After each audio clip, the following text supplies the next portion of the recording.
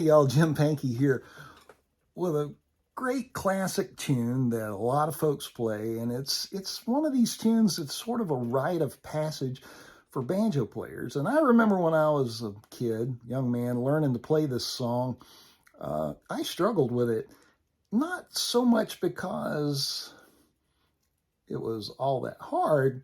It was just a lot to take in, and there were a lot of bits and a lot of pieces, and I might not have known my fingerboard up the neck as well as I had hoped, but I figured it out. And I think you can too. And this tune is called Dear Old Dixie.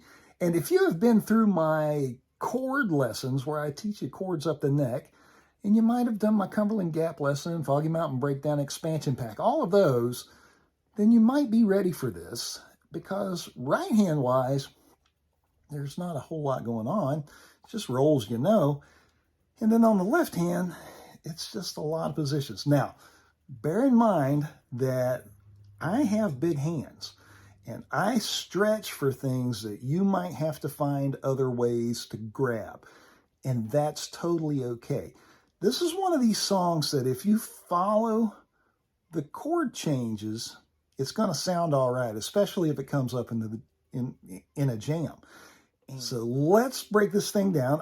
I'll give you the little lead in that sometimes you're going to have to do. And then I'll walk you through a way to play Dear Old Dixie, kind of like what I just demoed. And hopefully you'll get something out of this. So here, let's just dive into this thing. But first, if you like this sort of content, if this is helpful to you, and I hope it is, maybe hit a like button, leave a comment, maybe even subscribe, and if you want to get notifications, ring that bell. Now, on with this tune. So let's look at this. It's got an intro, and you might have to do this. So it starts out with this G shape, and I want to use my pinky, and I want to do some big stretches, and you may have to find other ways to get some of these notes. And I'm going to leave that experimentation up to you. Why? Because when you're into tunes like this, it's pretty important that you've had some background and you kind of know how things work. And if you're jumping into this as an absolute beginner, back up, hit the beginners lessons that I've got and wait for this one. All right? All right, here we go. Here's the intro. So that intro starts with a pinch. 5, 2, 1, 2, 3. Notice my pinky. Third back to here. And then pinky on the fourth. So.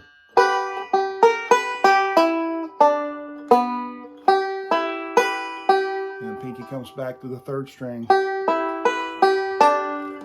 So that sounds like.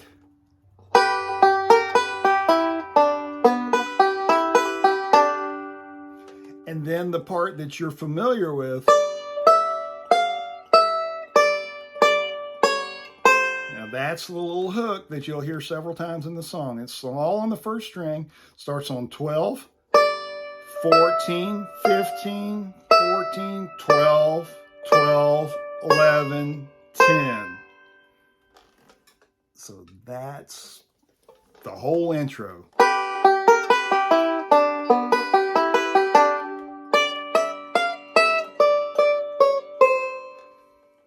Got it?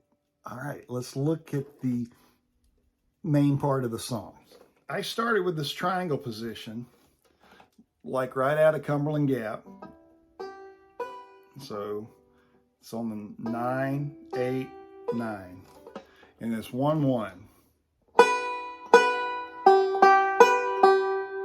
And then pinky goes down to the 11th fret on the second string. 5, 1. And then I'm going to stretch all the way up to 12. You can run up there and get it, or you can stretch and get it. And then so that's 12, back to 11, 2, 1, and then 5, 2, 3, 1. and I leave that 1, and then I do a walk down on the 2nd string. I go, so that's just 8, 7, 6, 5, 1, and then I slide up the C. So it's just 8 to 9, 2, 1, 5, 2, 1, 5, up to the 11, 12.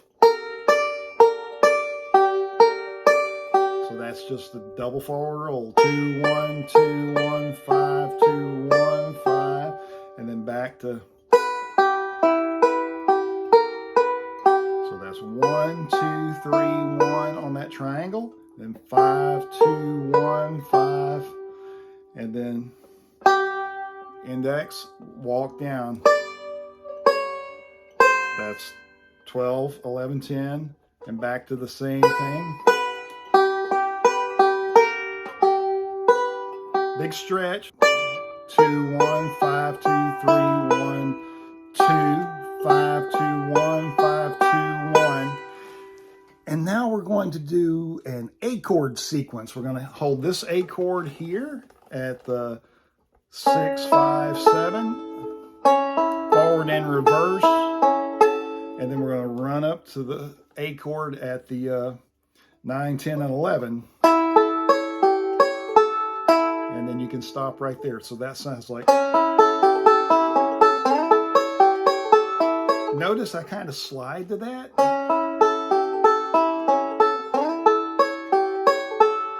Stop on that 3rd string, but it's just 2 forward and reverses, and then we do our little.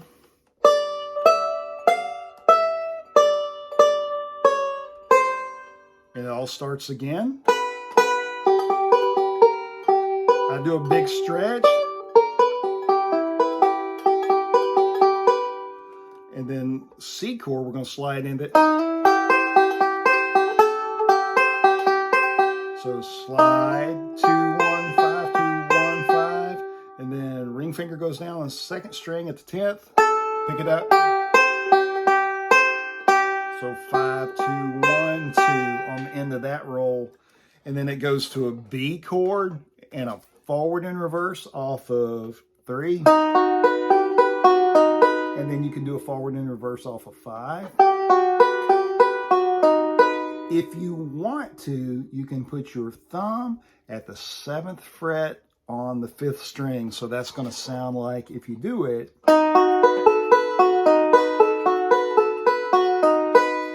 I like that. I didn't do it in the demo. I just wanted to show you here. That gives you an option. And then it goes to the C, just like we did before.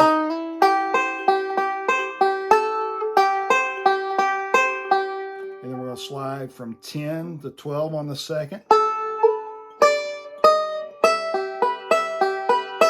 So that little sequence is 10 to 12. And then on the 1st string, 12, 13, and then 14. And so you're going to hold these 2. That makes an E chord.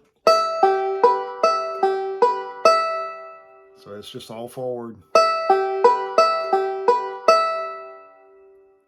And then it's going to do an A chord, and then a D chord, forward and reverse both times. You're going to end on the 3rd string, and then we got our big ending, 17, 19, 20, and then a brush, or you could go all the way to 21. To 21 if you wanted to. So let's play through it all really slowly, all right?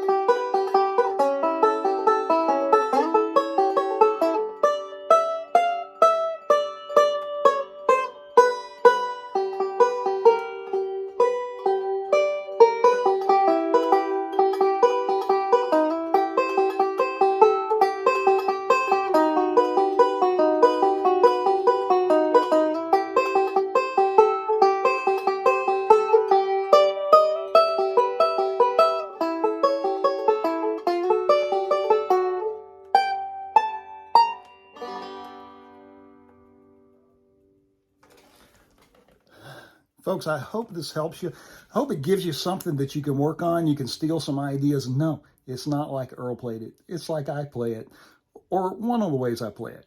And it'll get you by in a jam if this thing comes up. The big thing I want to emphasize is just learn those chord changes, and everything else is going to work. I promise you. Hang in there. Keep practicing. We'll see you soon. Bye.